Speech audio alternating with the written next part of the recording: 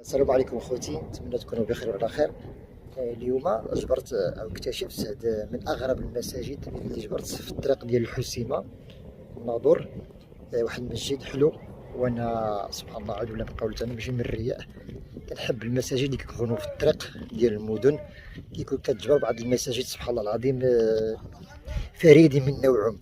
بعض المساجد كتحس بهم الراحه احسن من المساجد الراقيه اللي في وسط المدن. الا باش ما نطولش عليكم نخليكم نعمل لكم واحد الدويره في هذا المسجد هذا.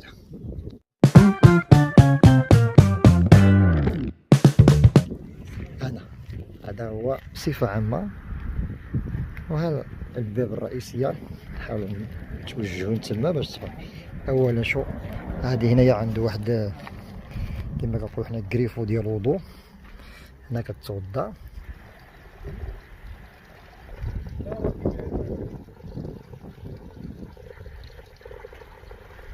شوف الطويقه. ها المدخل ديالو، شوف سبحان الله على منطقه جا فيها شو منو هذا المشهد البانورامي. سبحان الله، شوف غير الجبال واشجار الزيتون والتين.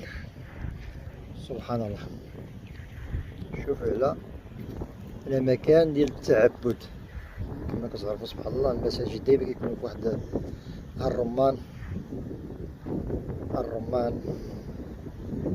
هو المسجد الفريد من نوعه. وبسم الله ندخلوا نستكشفوا هذا المسجد الجميل. بسم الله. هذا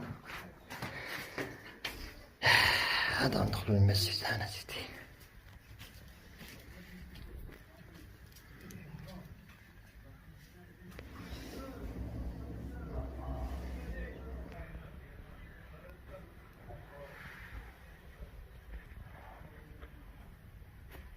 سبحان الله.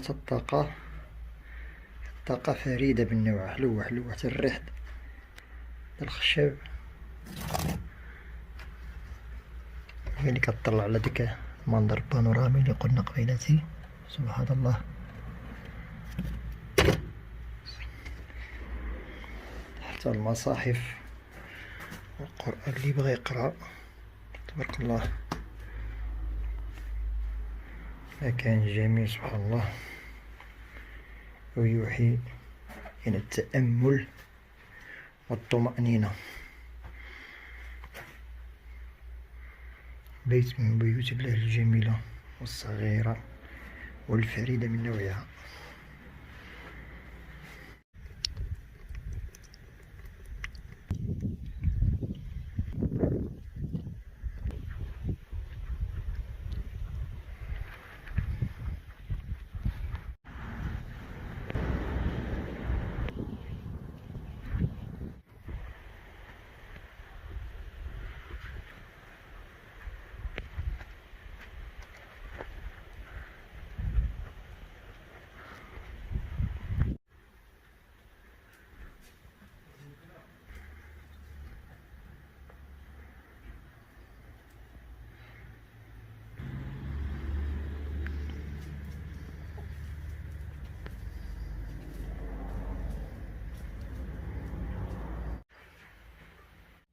تحياتي اخواني، شكرا لكم.